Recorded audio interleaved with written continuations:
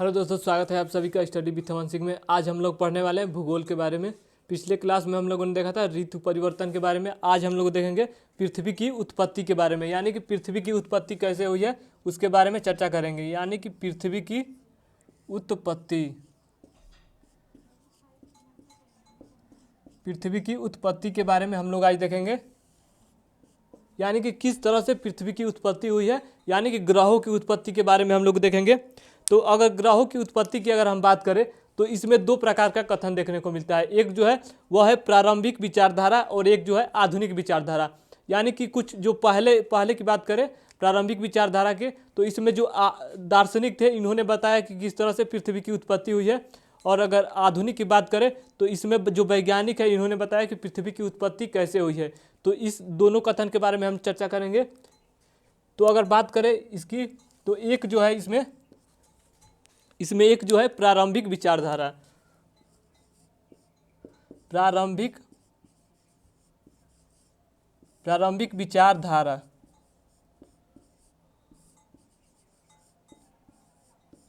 एक जो है प्रारंभिक विचारधारा और जो दूसरा है वह आधुनिक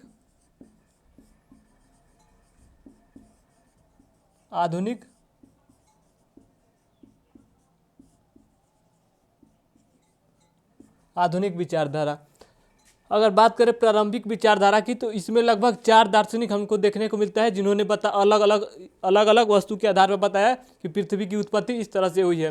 अगर आधुनिक की बात करें तो इसमें भी दो प्रकार का कथन देखने को मिलता है। यानी कि इसमें अगर बात करें तो इसमें एक जो है अद्वैतवादी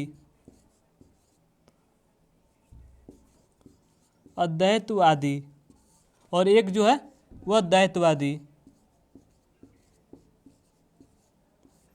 एक जो है अद्वैतवादी और एक है द्वैतवादी। अगर अद्वैतवाद की बात करें तो इसमें एक तारे का कथन के माध्यम से बताया गया है कि पृथ्वी की उत्पत्ति कैसे हुई है। और द्वैतवादी मतलब इसमें बताया गया है यानी कि 2 तारे के माध्यम से पृथ्वी की उत्पत्ति के बारे में बताया गया है। अगर इसमें बात करें तो इसमें लगभग 5 से 6 वैज्ञानिक हमको देखने को मिलेगा। और इसमें बात करें तो दो वैज्ञानिक के बारे में हम लोग को पढ़ना है। जैसे अगर बात करें कांट की वामत्व परिकल्पना के बारे में हम देखेंगे। फिर लाप्लास की निहारिकाएं परिकल्पना के बारे में देखेंगे। यानी कि इसमें हम देखेंगे अद्वैतवादी में दो वैज्ञानिक के बारे में देखेंगे और द्वैतवादी में 5 वैज्ञानिक के बारे में देखेंगे। और इसमें देखेंगे 4 दार्शनिक के बारे में कि इन्होंने बताया किस तरह से पृथ्वी की उत्पत्ति हुई है।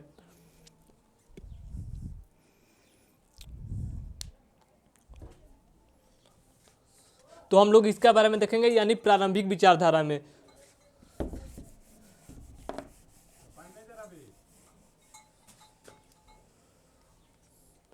प्रारंभिक विचारधारा, सबसे पहले हम बात करते हैं थेल्स की। इन्होंने क्या अपना कथन दिया था?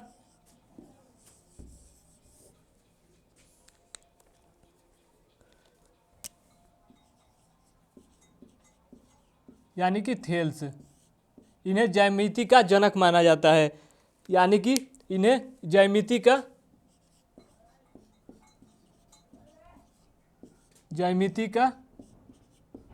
जनक माना जाता है।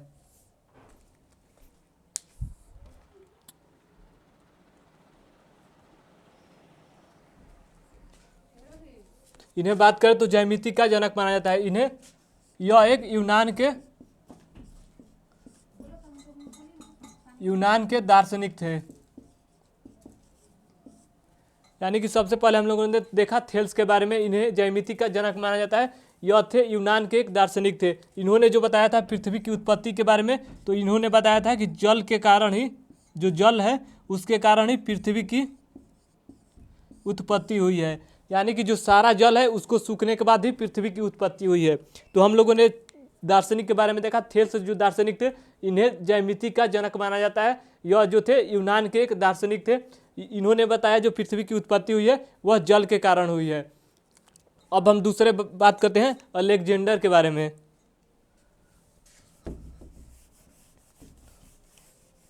जो दूसरे जो दार्शनिक थे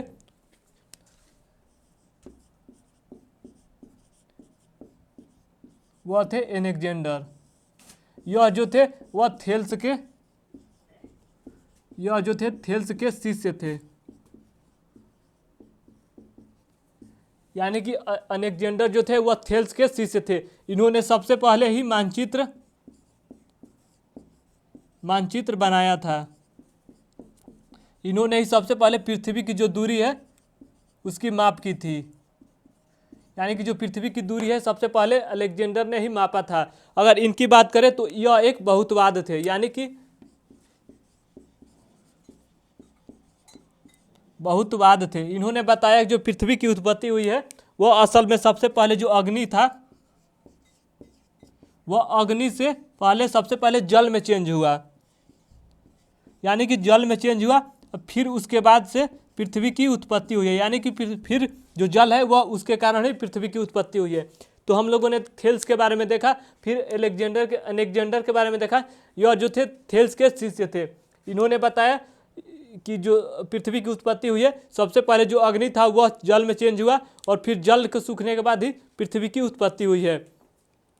यह जो थे वह मानचित्र इन्होंने सबसे पहले बनाया था। यह पृथ्वी की दूरी भी सबसे पहले इन्होंने ही मापा था। यह एक बहुतवाद थे। तो हम लोगों ने दो लोगों के बारे में देखा, एक थेल्स के बारे में देखा, फिर एक देखा अलेक्जेंडर के बारे में। अगर तीसरी की बात करें यानी पाइथागोरस ने क्या दिया था, अगर हम तीसरे दार्शनिक की बात करें जैसे पाइथागोरस,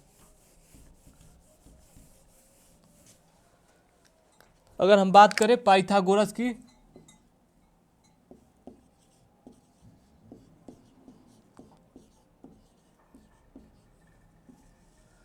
अगर हम बात करें पाइथागोरस की तो इन्होंने बताया था जो पृथ्वी की उत्पत्ति हुई है वह पदार्थ से हुई है। यानी कि इन्होंने बताया जो पृथ्वी की उत्पत्ति हुई है वह पदार्थ से हुई है। अगर चौथे की बात करें यानी चौथे दार्शनिक की तो वह थे हेराक्लिट्स। जो चौथे दार्शनिक थे वह थे हेराक्लिट्स। इन्होंने बताया पृथ्वी की उत्पत्ति जैसे कैसे हुई है, तो इन्होंने बताया पृथ्वी की जो उत्पत्ति हुई है वह वायु से हुई है।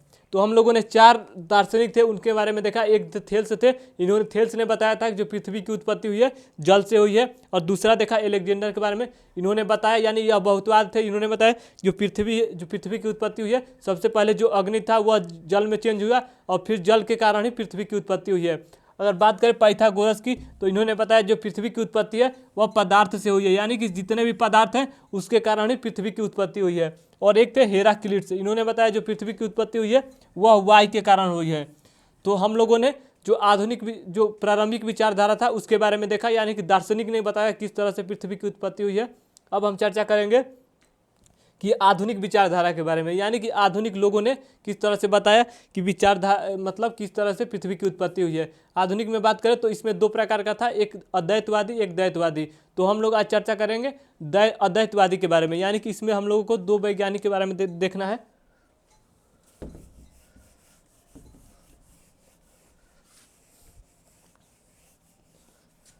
अगर हम बात करें आधुनिक विचारधारा की, आधुनिक विचारधारा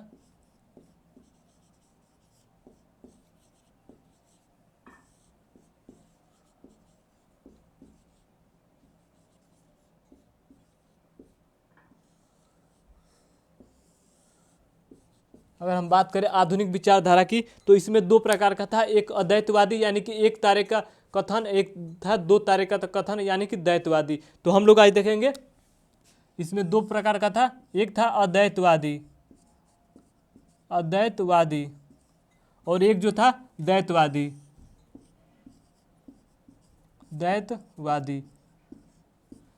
तो आज हमको पढ़ना है अद्वैतवादी के बारे में। तो सबसे पहले इसमें दो वैज्ञानिक के बारे में पढ़ना है, एक थे कांट, एक थे लाप्लास। इसमें हम लोगों को दो लोगों के वैज्ञानिक के बारे में पढ़ना है। तो हम लोग पढ़ते हैं कांट के बारे में। कांट से यानी कि कांट ने बताया था पृथ्वी की उत्पत्ति किस तरह से हुई है। इससे पहले एक और वैज्ञानिक थे, इन्होंने बताया था पृथ्वी की उत्पत्ति के बारे में, यानी कि 1749 में। इनसे पहले भी एक वैज्ञानिक थे 1749 में, कांटे द बफन।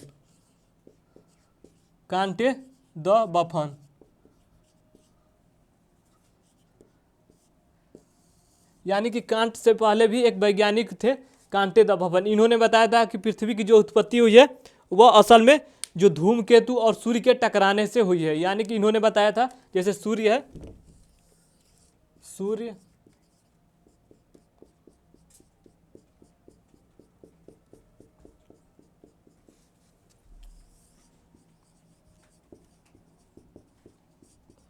यानी कि इन्होंने बताया था कि जो सूर्य है और धूमकेतु के टकराने से ही पृथ्वी की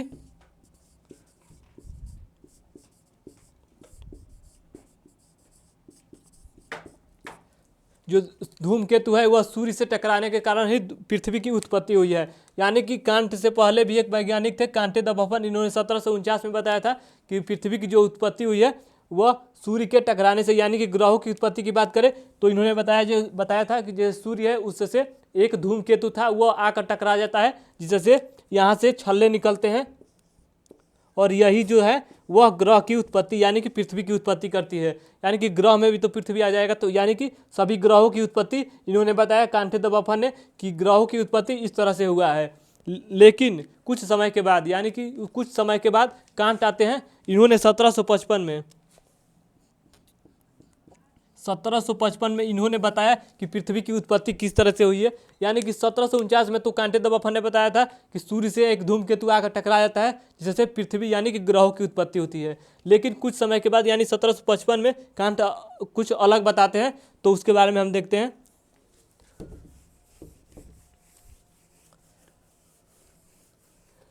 असल में कांट की वामत्य परिकल्पना थी। कांट की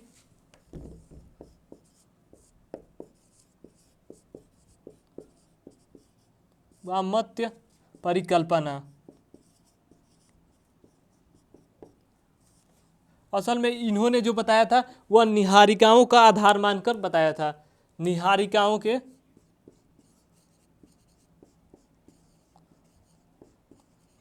इन्होंने निहारिकाओं को आधार मानकर बताया था।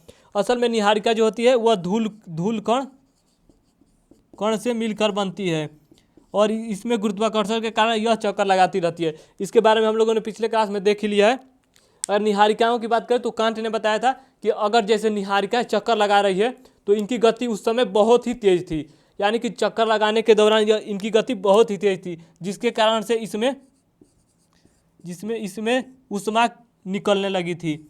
यानी कि इन्होंने बताया था कि जैसे निहारिकाएं जैसे चक्कर लगा रही है, काफ़ी तेज से चक्कर लगाएगी तो इसमें से ऊष्मा विमुक्त होने लगी थी, यानी कि ऊष्मा निकलने लगी थी।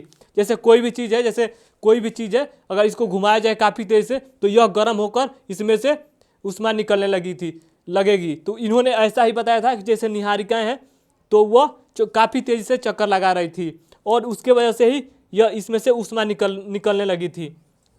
जैसे कोई भी चीज़ है, जैसे मान लीजिए यही है, इसको हम बहुत तेज़ से घुमाएंगे तो यह इसमें से ऊष्मा निकलने लगेगी और कुछ समय के बाद इसमें से टूट कर अलग चीज़ें होने लगेगी। तो इन्होंने बस ऐसे ही बताया कि जैसे निहारिकाएं हैं वह काफ़ी तेज़ से घूम रही थी, जिसके कारण से इसमें से ऊष्मा निकल रही थी। और क्या होता है फिर क्या होता है, यानी कि जब इसमें से ऊष्मा बहुत तेज़ी से निकल रही थी तो एक समय ऐसा आता है जब अपकेंद्रीय बल जो होता है वह अभिकेंद्रीय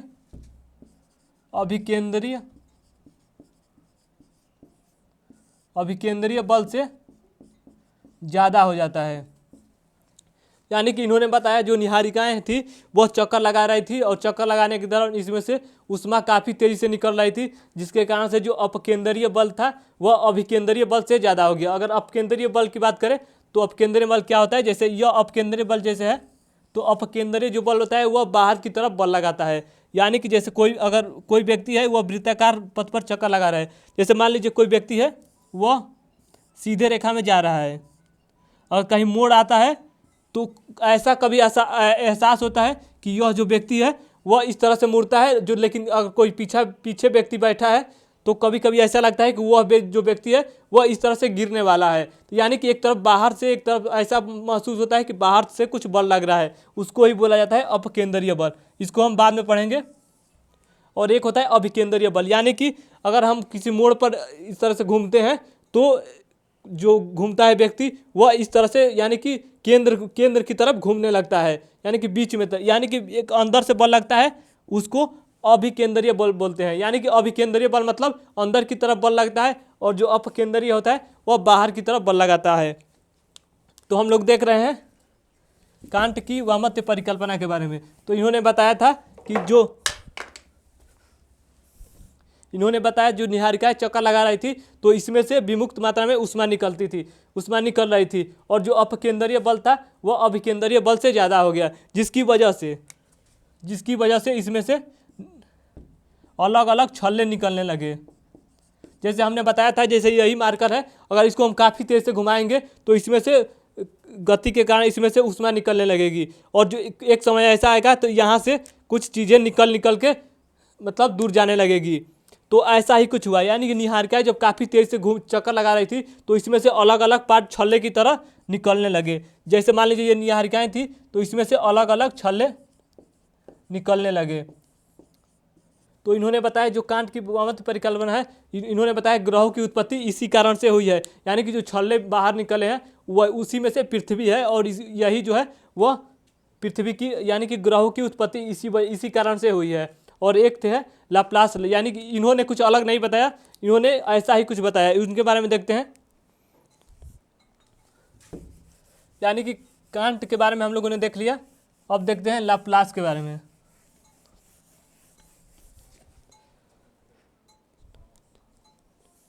जो कांट थे वह एक जर्मनी के वैज्ञानिक थे, और जो लाप्लास थे यह एक फ्रांस के वैज्ञानिक थे।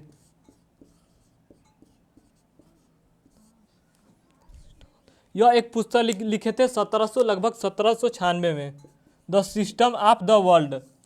इसमें इस बात की पुष्टि देखने को मिलती है। इन्होंने बताया था कि जैसे जब छल्ले बाहर निकले तो यह कुछ समय के बाद यह ठंडा हो जाएंगे, कुछ समय के बाद यह जो है वह ठंडा होंगे। जब ठंडा होंगे तो इनका जो आकार है वह छोटा होगा, यानी कोई भी वस्तु अगर गर्म करते हैं तो उसका आकार में प्रसार होता है, लेकिन अगर यह जो वस्तु है यानी कि जो छल्ले निकले हैं वह जब ठंडा होगा तो यह जो है वह इसका आकार छोटा होगा, जिसकी वजह से इसमें जो घूर्णन है यानी कि जो इसकी गति है वह ज़्यादा हो जाएगी। यानी कोई भी वस्तु है अगर बड़ी है तो उसमें जो गति लगेगी वह कम मात्रा में लगेगी, लेकिन जो कोई वस्तु छोटी है तो इसमें गति और ज़्यादा बढ़ जाएगी। और इसी गति के बढ़ने के कारण यानी कि इन्होंने बताया कि जो छल्ले बाहर निकले थे वह कुछ समय के बाद यानी जब ठंडा होंगे तो इनकी गति बढ़ जाएगी, जिसकी वजह से इन्होंने बताया जो अपकेंद्रीय बल है इसमें बस एक ही चीज़ का चेंज किए थे, यानी कि इन्होंने बताया था जो अपकेंद्रीय बल है वह गुरुत्वाकर्षण बल से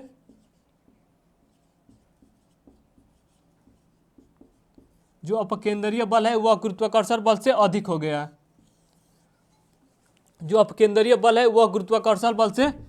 हो गया।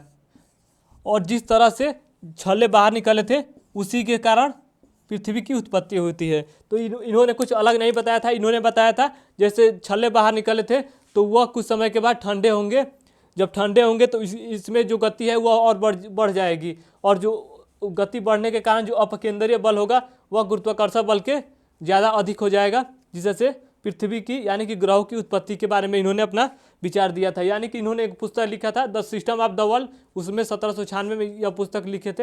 इन्होंने इसमें यही चीज़ के बारे में बताए थे। तो हम लोगों ने देखा पृथ्वी की उत्पत्ति के बारे में देखा, अद्वैतवादी के बारे में देखा। कल हम देखेंगे यानी कि आधुनिक विचारधारा में द्वैतवादी के बारे में। यह जो थे यानी कि यह जो दोनों वैज्ञानिक थे वह एक तारे का कथन मानकर बताए थे, और जो आगे हम देखेंगे यानी कि द्वैतवादी यानी कि इसमें 2 तारे का कथन के बारे में देखेंगे।